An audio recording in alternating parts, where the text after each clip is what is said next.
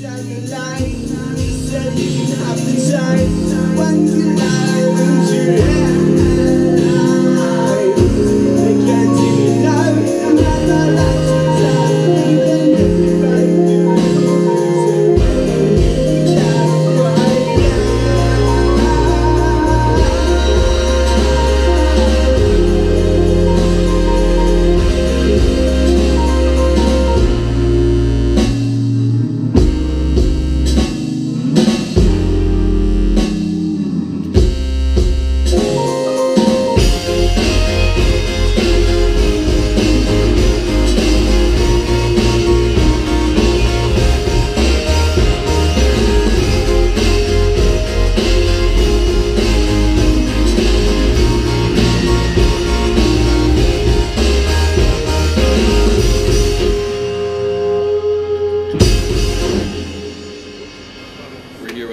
Nigel from Nigel The Dropout.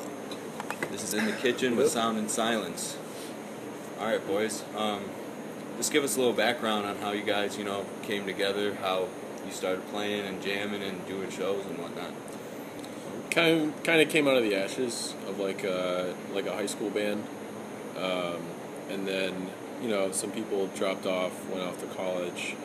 Then got him. I dropped out, and we were like, all right, what should we call ourselves? Yeah. Just two-piece, kind of went with that. It was pretty impulsive. We didn't really, keep it. We didn't figure we would still be doing this now, but we kind of got this practice space, because the band that he was in, and 4 or 5 years later, here we are playing shows locally and, out regionally. What were the band names? Where did you guys go to high school? We went to North Farmington. We were in a band called The Flares. It was like a 4-piece. We played like 2 or 3 shows, and then it kind of dissipated. And he was in the band that got us this practice space was the science fair part of that. All right. How did you guys both get into music when you were you younger? Or was it something you picked up in high school, or was it something that you guys were kids and you're like, oh, I want to be a musician? I started on bass. And I was in percussion all throughout high school, but never really took it seriously. I wasn't like a drum kid or anything, on drumline. And then I remember getting FL Studio 5, Fruity Loops. Yeah. Number 5. And it was really primitive at the time. I didn't really know how to arrange songs, but I know I had tons of fun just putting let's put the snare over here, right? Stuff like that. Yeah.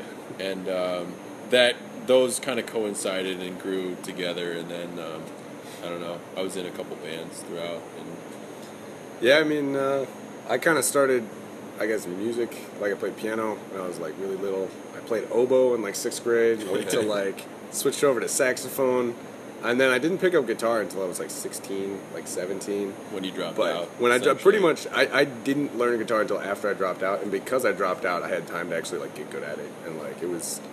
I instantly fell in love with the instrument, and then started jamming with this guy, and we both were kind of into production starting out, but he totally took over, doing the synth and everything, so he got way more into it, and we mainly focused, I feel on recording. That was the thing that we really, in high school and beyond, recording was the fun thing to do, and we just wanted to do live after we made the recordings. All right, we made these songs, let's figure out how to play them live with 2 people and play at a venue and really make an experience out of it. So any plans to bring back the oboe or saxophone, anything like that? We got was it trombone? We got one. We haven't played with it yet. I have this really shitty saxophone in my basement that we joked about doing in a song. Honestly, I haven't touched the saxophone in 5 years. I think it'd be a lot of fun though, because I played for 6-7 years. I got good at it when I was playing it, every day. It's a really specific sound. It is It's really hard to fit a saxophone without it just screaming, I'm a saxophone. Yeah. Totally. I'm here. Because if I'm going to do it, it's going to be a solo. Yeah. It's going to be something. I played Barry, which Barry sax got that really deepness to it. I don't know. But maybe one day. I hope so. Maybe one day, there's always the future, it is a new year. It is a new year. It's a new year, it's new ideas. So you guys have been a band for quite some time now. Been playing in and out of Detroit for a long time. What are some of your favorite parts about Detroit and some of your favorite places to play? Or, surrounding areas? I mean, one of my favorite parts about living in Detroit is places like this. You know, we have a practice space that's relatively cheap, pretty accessible, and no one really bothers us.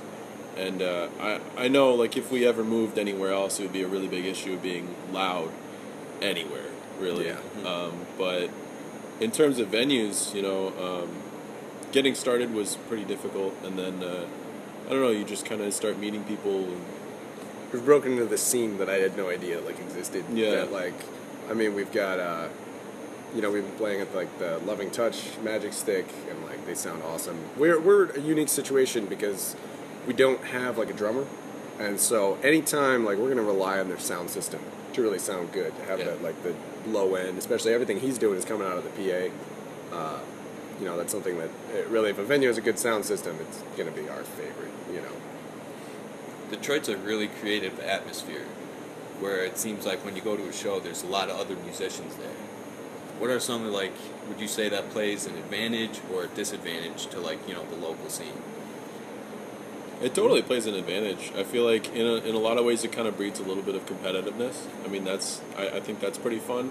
And then also it kind of works with, I don't know, you end up meeting a lot of people and exchanging a lot of ideas, really. Yeah. And kind of, I don't know, finding those little groups of people who are just like doing something really cool with the freedom that they have in Detroit to do it is really awesome. A lot of things you can get away with that you Yeah. probably wouldn't be able to get away with Totally. anywhere else. What are some stories, like best and worst shows that you've played? Should we do the first show ever? I don't know, yeah, our first show ever at the Berkeley Front. Okay. We were not 21 at the time, we were like 18, so all of our friends can't get in, you know, it's, 21 and up. We were like doing this like, all right, this will be practice, for It's a the show. very first show. You just Very wanted, it's first a show. proof of concept almost. Totally. Yeah. I mean, and we were still figuring out all our stuff. It was a pretty big mess. And like there was just a few people there, and there was one girl who was just like fucked up out of her mind on I don't even know what. I was trying to figure out all night what she was like on the floor. She's like, lying there kinda just like yeah. oh yeah. And then she comes up on stage, she's like hugging us while we're like in the middle of a song playing, like what do we do? Like Yeah. she hops on the drum kit that's from the other band and just starts just playing it. We were just like, what do we even do? Like this is embarrassing. I remember saying into the microphone, like, really? Yeah, is this really happening? Like, no one's I gonna love stop you guys. this. I love you Yeah. guys. She just like, and then eventually she made her way off the stage. And then I remember saying to you at that moment, like, wow, we got a long way to go. Like, this is, Yep, very it's really first gonna show. be an issue. Yep. Signs of, hopefully that never happened again, Right. Yeah, right. I mean, it was funny, and like that's kind of like our worst show story. We haven't had any other. We got it out of the way. I Yeah, guess, we got- right? It's good that you got it out of the way. Yeah. Totally. Glad this Totally. happened now. Yeah. Right.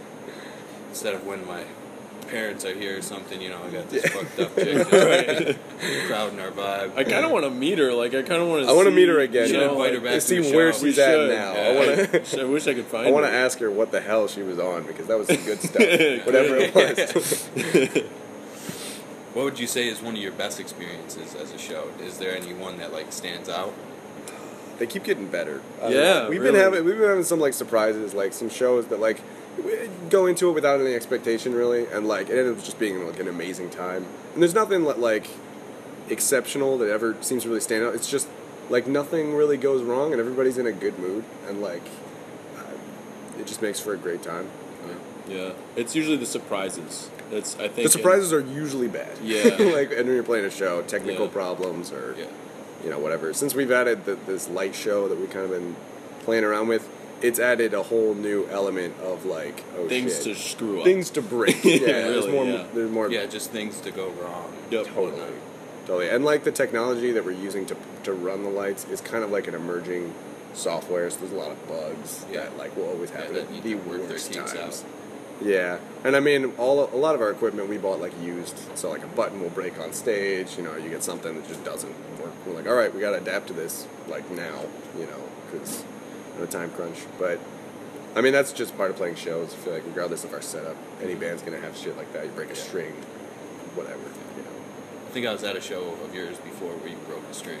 Yep, where you break a string and it's like, all right, we have to decide whether to take like a 30-second break and change it, or just try and replay the licks in a different way.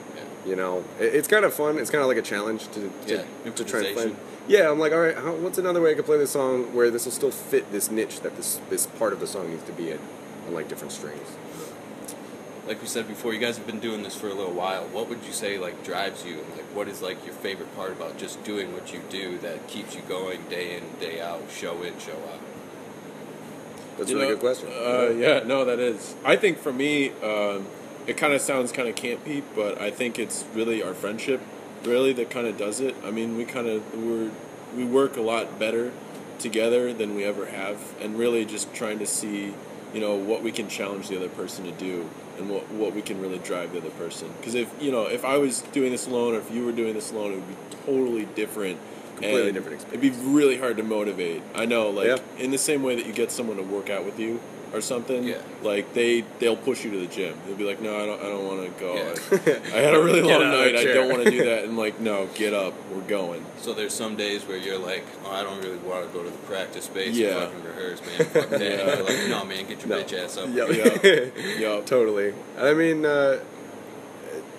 there's very few times where neither of us are down. Like, honestly, like, we practice a pretty absurd amount, and it's like we're lucky because there's like two of us. It's hard to organize 4 people multiple nights a week, but because, you know, it's just 2 people, we can be like, all right, like, you're not working, I'm not working, let's go down, let's make noise, let's record, let's do something, you know.